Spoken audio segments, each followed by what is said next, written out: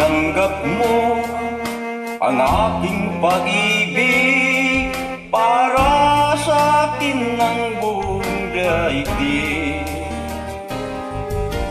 Ipanalita ko sa aking mga kaibigan, ngunit nagalit ka ng iyong nalaman.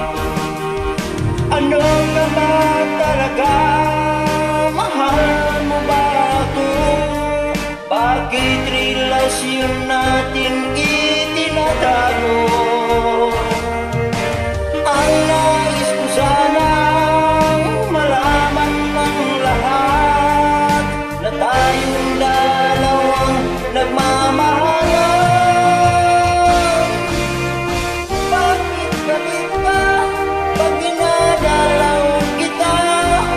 Mas gusto mong sa labas tayong magkita. Kapag kasama ka, ano bang mag-isa? Ang para bang may tinatakutan ko?